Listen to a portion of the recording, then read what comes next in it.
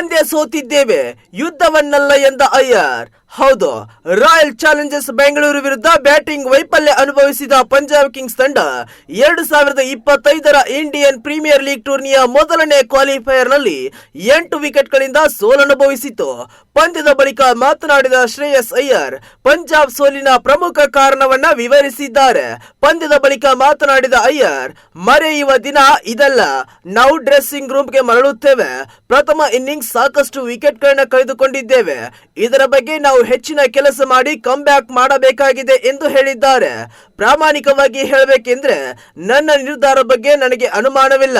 ಮೈದಾನದ ಹೊರಗಡೆ ನಾವು ಏನೆಲ್ಲ ಯೋಜನೆಗಳು ಮಾಡಿದ್ದೆವು ಇದೆಲ್ಲವೂ ಸರಿ ಇದೆ, ಆದರೆ ನಾವು ನಮ್ಮ ಯೋಜನೆಗಳನ್ನ ಕಾರ್ಯಗತಗೊಳಿಸಿಲ್ಲ. ಬೌಲರ್ಗಳನ್ನ ದೂರಬಾರದು, ಏಕೆಂದ್ರೆ ನಮ್ಮ ಮೊತ್ತ ಕಡಿಮೆ ಇದೆ. ನಮ್ಮ ಬ್ಯಾಟಿಂಗ್ ಮೇಲೆ ನಾವು ಕೆಲಸ ಮಾಡಬೇಕಿದೆ. ನಮ್ಮ ಎಲ್ಲಾ ಪಂದ್ಯಗಳನ್ನ ನಾವಿಲ್ಲಿ ಆಡಿದ್ದೇವೆ. ಇಲ್ಲಿ ಸ್ವಲ್ಪ ಬಂಪ್ಸ್ ಇದೆ. ದಿನದ ಅಂತ್ಯದಲ್ಲಿ ನಾವು ವೃತ್ತಿಪರ ಆಟಗಾರರಾಗಿದ್ದೇವೆ. ಹಾಗಾಗಿ ನಾನು ಯಾವುದೇ ಕಾರಣ ನೀಡಲ್ಲ. ಸನ್ನಿವೇಶಕ್ಕೆ ತಕ್ಕಂತೆ ನಾವು ಆಡಬೇಕು. ಪಂದ್ಯವನ್ನ ಸೋತಿದ್ದೇವೆ ಅಷ್ಟೇ, ಯುದ್ಧವನ್ನಲ್ಲ ಎಂದು ಪಂಜಾಬ್ ನಾಯಕ ಶ್ರೇಯಸ್ ಅಯ್ಯರ್ ತಿಳಿಸಿದ್ದಾರೆ.